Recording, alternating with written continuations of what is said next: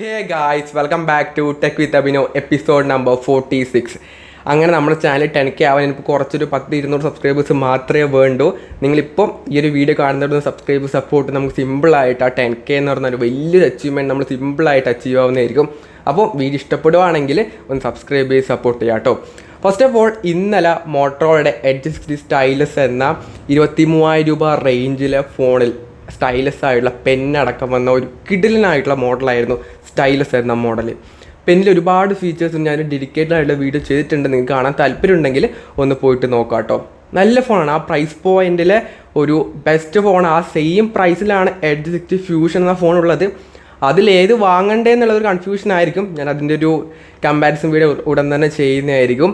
Wait ചെയ്യുക. ഒരുപാട് പേര് ചോദിക്കുന്നുണ്ട്. അങ്ങനെ ഇപ്പോൾ സിമ്പിളായിട്ട് പറയാൻ വേണ്ടി പറ്റത്തില്ല ഏതാണ് നല്ലത് എന്നുള്ളത്. അപ്പോൾ കമ്പാരിസൺ വീഡിയോ ഉടൻ തന്നെ വരുന്നതായിരിക്കും. വെയിറ്റ് ചെയ്യുക. പിന്നെ എയ്സറിൻ്റെ പുതിയ ഫോൺ. എയ്സർ ഇപ്പം ഒരുപാട് നാളായിട്ട് ഇന്ത്യയിൽ നിന്ന് പോയിട്ടായിട്ടുള്ളത്.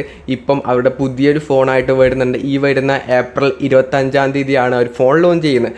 അതിൻ്റെ പേര് എയ്സറിൻ്റെ സൂപ്പർ ZX അല്ലെങ്കിൽ ZX എന്ന മോഡലാണ് അതിന് കൊടുത്തിട്ടുള്ളത്. അത് ഒരു 10K താഴെയാണ് വരുന്നത്. കാരണം ഇവർ പറയുന്ന സെഗ്മെൻറ്റിലെ ആദ്യത്തെ ഫുൾ HD ഡിസ്പ്ലേ എന്നാണ് പറയുന്നത്. സെഗ്മെൻറ്റിൽ ആദ്യത്തെ എന്ന് പറയുമ്പോൾ 10K റേഞ്ചിൽ ഓൾറെഡി G35 എന്ന മോഡൽ വരുന്നുണ്ട്. അപ്പോൾ അതിനെക്കാട്ടി പ്രൈസ് കുറഞ്ഞിട്ടായിരിക്കും ഈ ഫോൺ വരുന്നത്. ഇവരൊരു പ്രൈസും ഇട്ടിട്ടുണ്ട്. അതായത് ##90 എന്നാണ് കൊടുത്തിട്ടുള്ളത്. അതായത് ഒന്നില്ലെങ്കിൽ 9,990 ആ റേഞ്ച് ആയിരിക്കും. കാരണം എന്നാലും 10K താഴെ വന്നില്ല. മറ്റേ 999 രൂപയാണ് വരുന്നത്. അപ്പോൾ 10 രൂപ 9 രൂപ കുറച്ചിട്ടായിരിക്കുമോ വരുന്നതെന്ന് അറിയത്തില്ല.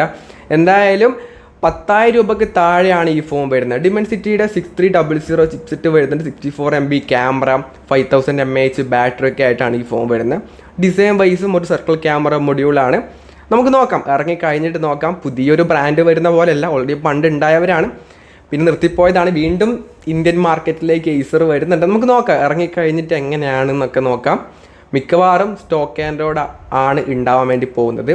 കാരണം പിന്നീടായിരിക്കും അവർ UI ഒക്കെ തന്നെ ഡെവലപ്പ് ചെയ്യുന്നത്. ഇപ്പം സ്റ്റോക്ക് ആൻഡ്രോയിഡിലായിരിക്കും ഫോൺ എന്തായാലും മേ ബി വരാൻ നല്ല ചാൻസ് ഉണ്ട്. എന്തായാലും നമുക്ക് ഇറങ്ങിക്കഴിഞ്ഞിട്ട് നമുക്കൊരു ഡീറ്റെയിൽ ആയിട്ടുള്ള വീഡിയോ നമുക്ക് അപ്ലോഡ് ചെയ്യാം. പിന്നെ പോക്കോയുടെ F7 സീരീസ് ഇന്ത്യയിലേക്ക് വരുന്ന കാര്യം ഓൾറെഡി കൺഫേം ആയിട്ടുണ്ട്. പോക്കോയുടെ ഇന്ത്യയുടെ ഹെഡ് തന്നെയാണ് ഈ കാര്യം പുറത്തു വിട്ടത്. ഈ ഒരു ഫോട്ടോ ആണ് അവർ പുറത്തു വിട്ടത്. അപ്പോൾ എന്തായാലും ഓപ്പോയുടെ F7 അൾട്ര എന്ന മോഡൽ ആ ഗ്ലോബലി ലോഞ്ച് ചെയ്ത് സെയിം സാധനം ഇന്ത്യയിലേക്ക് വരാൻ നല്ല ചാൻസ് കൂടുതലാണ്. അപ്പം മേ ബി ഈ അടുത്ത മാസം ആണ് നമ്മൾ എക്സ്പെക്റ്റ് ചെയ്യുന്നത്. നമ്മൾ കഴിഞ്ഞ അപ്കമിങ് വീഡിയോസിൽ പറഞ്ഞിട്ടുണ്ടായിരുന്നു അടുത്ത മാസമായിരിക്കും വരാൻ വേണ്ടി പോകുന്നതെന്നുള്ളത്. അപ്പോൾ പോക്കോയുടെ F7 സീരീസ് അടുത്ത മാസം വരുന്ന കാര്യം ഓൾമോസ്റ്റ് കൺഫേം ആയിട്ടുണ്ട്. പിന്നീട് ഓപ്പോയുടെ K30 5G എന്ന ഫോൺ ഒഫീഷ്യലായിട്ടുണ്ട്. അതിൻ്റെ ലോഞ്ച് ഡേറ്റ് ഒക്കെ തന്നെ കൺഫേം ആയിട്ടുണ്ട്. ഈ വരുന്ന ഏപ്രിൽ 21-ാം തീയതിയാണ് ഈ ഒരു ഫോൺ ലോഞ്ച് ചെയ്യുന്നത്. 7000 mAh ബാറ്ററി ഒക്കെ ആയിട്ടാണ് ഈ ഫോൺ വരുന്നത്. ചിപ്സെറ്റ് ആണെങ്കിൽ സ്നാപ്ഡ്രാഗൻ്റെ 6 Gen 4 എന്ന ചിപ്സെറ്റ് ഉണ്ടാകും. അതുപോലെ തന്നെ 120 Hz വരുന്ന AMOLED ഡിസ്പ്ലേ, 50 MB ക്യാമറ ഒക്കെ ആയിട്ടാണ് ഈ ഫോൺ വരുന്നത്. ഓപ്പോയുടെ ഫോണാണ്. K സീരീസിലെ ഫോൺ എന്ന് പറയുമ്പോൾ കുറച്ചും കൂടെ നല്ലൊരു പ്രൈസ് പോയിന്റിലായിരിക്കും ഈ ഫോൺ വരുന്നത്.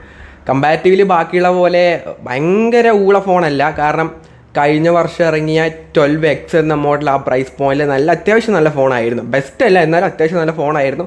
അതുപോലെ തന്നെ K30 അത്യാവശ്യം നല്ലൊരു പ്രൈസ് പോയിന്റിലും കൂടെ വന്ന് കഴിഞ്ഞാൽ നല്ലതാണ്. കാരണം ബാറ്ററി എന്ന രീതിയിലൊക്കെ ഭയങ്കര വലിയ രീതിയിലൊക്കെ ഓപ്പോ പോയിട്ടുണ്ട്. ഇപ്പം iQ C10 ആയിരുന്നു 7300 mAh ബാറ്ററി ഇറക്കി. അതിൻ്റെ തൊട്ട് താഴെ ഇനിയിപ്പോൾ വരാൻ വേണ്ടി പോകുന്ന ഓപ്പോയുടെ K30 ആയിരിക്കും ഏറ്റവും വലിയ ബാറ്ററി. ഇപ്പം എന്താ ഐക്യൂടെ അല്ല, വിവോയുടെ T4 എന്ന മോഡലും ഒഫീഷ്യലായിട്ട് അതിൻ്റെ ലോഞ്ച് ഡേറ്റ് ഒക്കെ തന്നെ കൺഫേം ചെയ്തിട്ടുണ്ട്. ഈ വരുന്ന ഏപ്രിൽ 22-ാം തീയതിയാണ് ഒരു ഫോൺ വരുന്നത്. ഐക്യൂടെ Z10 ഒരു റീബ്രാൻഡ് ചെയ്തിട്ടുള്ള മോഡലാണ്. 7300 mAh ബാറ്ററിയും സെയിം ആണ്. അതിലെന്താണ് ഉണ്ടായത് അതേ സെയിം സാധനം ഇതിലേക്ക് വരുന്നത്. സെയിം ഡിസൈനും ഒന്നും മാറ്റങ്ങളൊന്നും വരുന്നില്ല. ഒരു റീബ്രാൻഡ് ചെയ്തിട്ടുള്ള മോഡലാണ്. അതും ഈ ഒരു മാസം വരുന്നുണ്ട്. പിന്നെ CMO ഫോൺ 2 Pro ആണ്. ഈ ഒരു ഫോൺ 28-ാം തീയതിയാണ് ലോഞ്ച് ചെയ്യുന്നത്. ഇതിൻ്റെ ഒരു ഓവറോൾ സ്പെസിഫിക്കേഷൻസ് ഒക്കെ തന്നെ ഒഫീഷ്യലല്ല, നമ്മളൊന്ന് ജസ്റ്റ് ഒന്ന് ലീക്ക് ചെയ്ത കാര്യങ്ങളൊക്കെ പറയാണ്. അതായത് ഇതിൽ വരുന്നൊരു ഡിമെൻസിറ്റിയുടെ 7400 ചിപ്സെറ്റാണ് വരുന്നത്. അങ്ങനെയാണെങ്കിൽ 20,000 രൂപയ്ക്ക് താഴെ 20,000 രൂപ റേഞ്ചിലായിരിക്കും. ഈ താഴെ എന്തായാലും വരത്തില്ല. 20,000 രൂപ റേഞ്ചിലായിരിക്കും ഈ ഒരു ഫോൺ വരുന്നത്. 50 MBയുടെ ഒരു ട്രിപ്പിൾ ക്യാമറ ആയിരിക്കും ഇപ്രാവശ്യം ഉണ്ടാകുന്നത്. അതിൻ്റെ ഡിസൈൻ ഞാൻ ഇവിടെ കാണിക്കുന്നുണ്ട്. ഇതാണ് ആ ഒരു ഫോണിൻ്റെ ഡിസൈൻ എന്ന് പറയുന്നത്. 5000 mAh battery, 33 what fast charging ഒക്കെയാണ് ഈ ഫോണിൽ വരുന്നത്. വലിയ വ്യത്യാസങ്ങളൊന്നും ഉണ്ടാവാറില്ല. കാരണം പ്രോയിലേക്ക് വരുമ്പോൾ വലിയ വ്യത്യാസങ്ങളൊന്നും നത്തിങ്ങിൻ്റെ ഫോണിൽ വരാറില്ല. ഇതും അങ്ങനെ വലിയ മേജറായിട്ടുള്ള വ്യത്യാസം എന്തായാലും ഉണ്ടാവാൻ വേണ്ടി പോകുന്നില്ല. ചെറിയ വ്യത്യാസം മാത്രമേ ഉണ്ടാവുള്ളൂ. അപ്പോൾ 28-ാം തീയതി ആ ഒരു ഫോൺ വരുന്നുണ്ട്. വലിയ ഹൈപ്പൊന്നും ഇല്ല കേട്ടോ ഇപ്രാവശ്യം. ഹൈപ്പ് ബ്രാൻഡ് കൊടുക്കുന്നുണ്ട്, പക്ഷേ ആൾക്കാർക്ക് വലിയ താല്പര്യമില്ല. കാരണം എല്ലാം ഇറക്കിയ ഫോണൊക്കെ തന്നെ അങ്ങനെയാണ്, വലിയ സംഭവമായിട്ടൊന്നും ഇല്ല. അപ്പോൾ അതുകൊണ്ട് അങ്ങനെ വലിയ ഹൈപ്പ് ഇപ്രാവശ്യം നത്തിങ്ങിന് ആരും അങ്ങനെ വെയിറ്റ് ചെയ്യുന്നില്ല. അല്ലെങ്കിൽ ഓൺലൈൻ നമ്മൾ കമൻറ്റ് കാണുമ്പോൾ തിരിയും ആൾക്കാർ വെയിറ്റ് ചെയ്യുന്നുള്ളത്.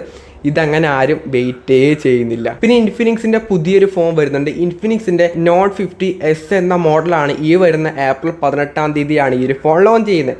ഇതിൻ്റെ ഒരു ബേസിക് സ്പെസിഫിക്കേഷൻ ഒക്കെ തന്നെ അവരിപ്പോൾ റിവീൽ ചെയ്തിട്ടുണ്ട്. അതായത് 144 Hz വരുന്ന ഒരു കർവ്ഡ് ആയിട്ടുള്ള AMOLED ഡിസ്പ്ലേ ആണ് ഈ ഒരു ഫോൺ വരുന്നത്. അത്യാവശ്യം നല്ല സ്ലിമ്മസ്റ്റ് ആയിട്ടുള്ള കർവ്ഡ് ഫോൺ എന്നാണ് ഇവർ എടുത്തെടുത്ത് പറയുന്നുണ്ട്. 64 MB ക്യാമറ, ഇത്രയും കാര്യങ്ങളാണ് ഇപ്പോൾ അവർ ഒഫീഷ്യലായിട്ട് റിവീൽ ആയിട്ടുള്ളത്. ഇനിയും വരുന്ന ദിവസങ്ങൾ ഓരോരോ കാര്യങ്ങളൊക്കെ റിവീൽ ചെയ്യുന്നതായിരിക്കും. അപ്പോൾ അങ്ങനെ ഇൻഫിനിക്സിൻ്റെ ഫോൺസൊക്കെ അത്യാവശ്യം നല്ല സ്പെസിഫിക്കേഷൻസ് ഒക്കെയാണ്. പിന്നെ ആൾക്കാർ വാങ്ങുന്നത് കുറവാണെന്നേ ഉള്ളൂ. അതാണ് മെയിൻ ഒരു ഇഷ്യൂ എന്ന് പറയുന്നത്. അല്ലാത്ത രീതിയിൽ സ്പെസിഫിക്കേഷൻസ് വൈസൊക്കെ തന്നെ ഇൻഫിനിക്സ് ബാക്കിയുള്ള ലാവ അങ്ങനെയുള്ള ബ്രാൻഡൊക്കെ തന്നെ നല്ല സ്പെക്ക് കൊടുക്കും. ബ്രാൻഡ് വാല്യൂലേക്ക് വരുമ്പോൾ ഒറ്റയടിക്ക് അങ്ങനെ താവും. അതുകൊണ്ട് ആൾക്കാർ എടുക്കുന്നത് ഭയങ്കര കുറവാണ് ആ ബ്രാൻഡ് ഫോൺസൊക്കെ തന്നെ. അപ്പോൾ ഇത്രയും കാര്യങ്ങളാണ് നമുക്ക് ഇന്നത്തെ ടെക് വിത്ത് അഭിനവിൽ പറയാനുള്ളത്. ചാനൽ 10K ആവാനായിട്ട് നമ്മൾ 10K ആകുമ്പോൾ നമ്മൾ എന്തായാലും ഒരു സ്റ്റുഡിയോ അല്ല, നമ്മുടെ വീഡിയോ ചെയ്യുന്നൊരു സെറ്റപ്പൊക്കെ നമ്മൾ റിവീൽ ചെയ്യുന്നതായിരിക്കും. അപ്പോൾ 10K സബ്സ്ക്രൈബ് സപ്പോർട്ട് ചെയ്യുക.